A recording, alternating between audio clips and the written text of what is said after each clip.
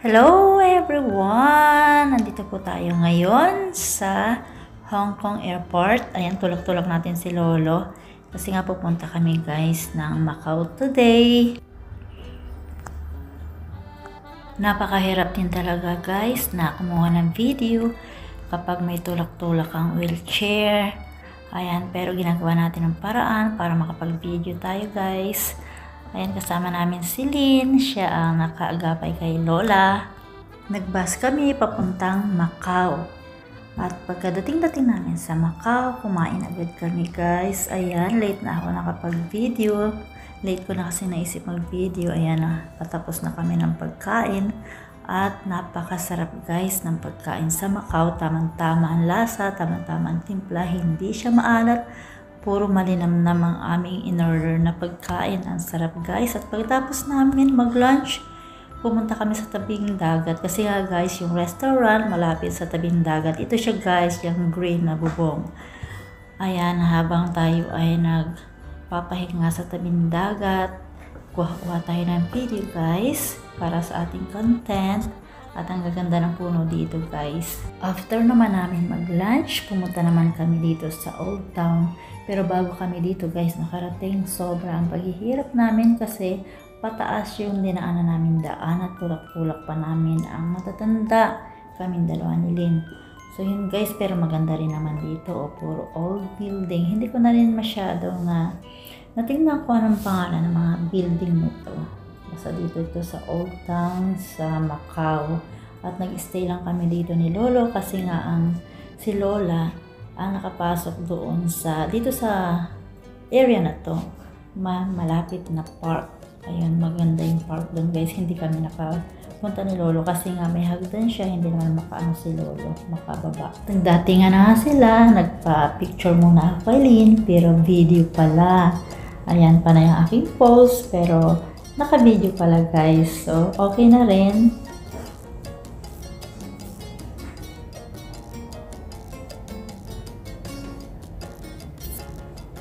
Habang naglalakad kami, papunta kami ng train station para pumunta sa mall.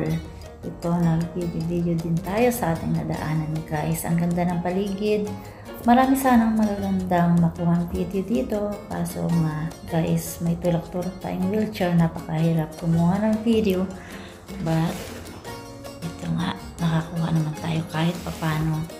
Ay, napakaganda ng kalangitan guys. Ang ganda ng panahon. Medyo mainit.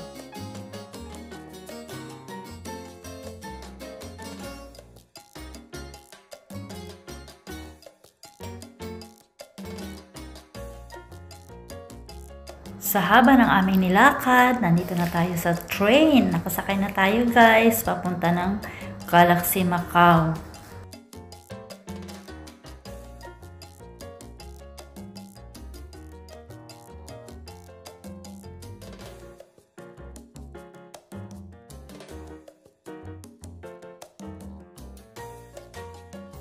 Ilang minuto naming biyahe sa train, nakarating na kami guys ng Galaxy Macau at si Lola nga ay paika-ika na sa paglakad. Ayaw niya umupo sa wheelchair kasi nga lulula siya.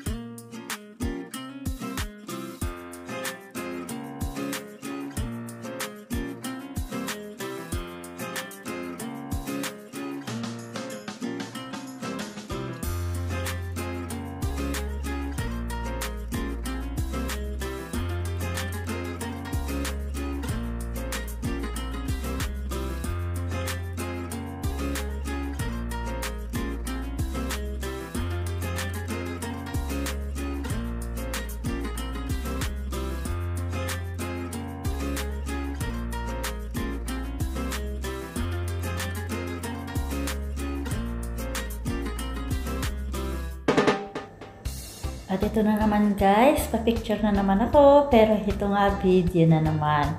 Ayan pa na yung aking post. Akala ko kasi sinashotan ako, pero video pala. Pero okay na rin, ayos na rin guys kasi ang ganda ng aking paligid. Ayan guys, yung light na yan, napakaganda. May show yan. Nag-show yan pero inilive ko sa hindi pala sa Facebook. Inilive ko sa YouTube.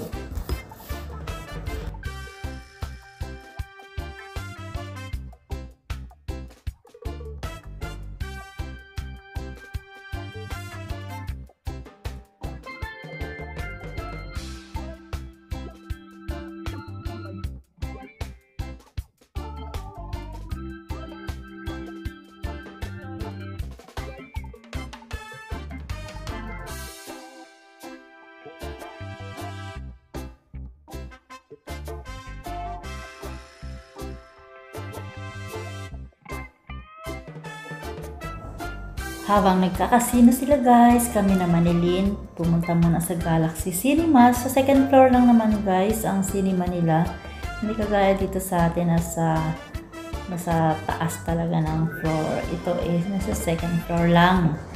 Ayan, natingnan natin kasi nga gusto rin natin mag-video dito. Ito naman, una natin nakita. Napakaganda dito guys. At yan, ito sino ba to? Si Spider-Man. At nandyan din si Batman.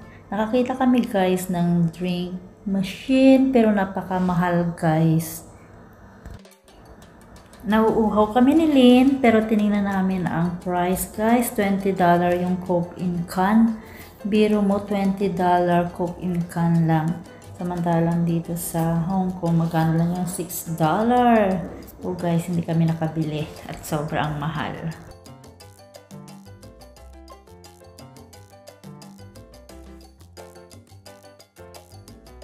After nga nila guys magkasino, kami ay lumabas na ng mall at naghintay na kami ng taxi papuntang Macau Port at babalik na kami ng Hong Kong.